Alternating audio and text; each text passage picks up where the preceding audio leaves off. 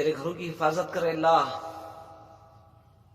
حضرت ابراہیم علیہ السلام کو آگ سے تو نے بچایا تھا، حضرت یوسف علیہ السلام کو کنویں میں تو نے بچایا تھا، تو نے حفاظت کی تھی، حضرت یونس علیہ السلام کو مچھلی کے پیٹ میں تو نے حفاظت کی تھی، تو نے بچایا تھا، تو وہی رب ہے۔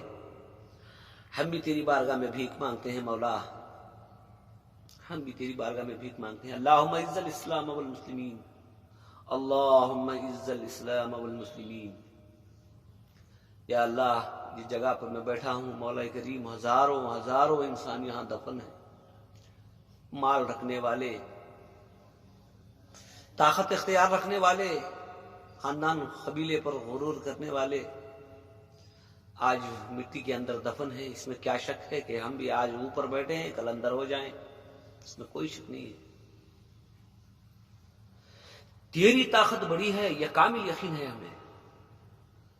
وہ اس طرح دنیا میں ہم نے دیکھا ہے، کتابوں کے ذریعے سے، واعظ و نصیحتوں میں ہم نے سنا ہے،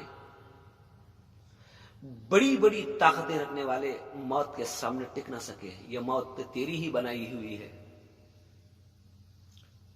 بڑی بڑی طاقت رکھنے والے، ملک رکھنے والے، اختیار رکھنے والے، جادوگر ہو یا وہ عالم ہو، موت کے سامنے کوئی بچ نہ پایا۔ یہ ثبوت ہے کہ کوئی طاقت ہے جو یہ نظام کو چلا رہی ہے۔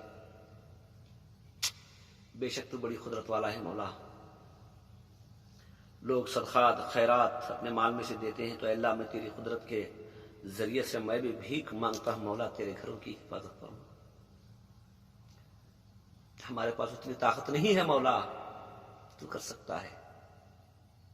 دیکھ رہے بڑی بڑی طاقتوں نے گھٹنے ٹیک دیے ہیں، تیری بنائی ہوئی ایک مخلوق ہے موت، جس کا نام ہے، تجھ سے کوئی ٹکر نہیں لے سکتا مولا۔ تو حقیقی بادشاہ ہے، مالک ہے، ملکوں کا مالک ہے، عالموں کا مالک ہے۔ ہاں اللہ، ہم نے خطا کی ہے۔ ہماری خطا یہ ہے کہ ہم نے تجھے چھوڑ کر تیری بنائی ہوئی چیزوں کے پیچھے لگ گئے۔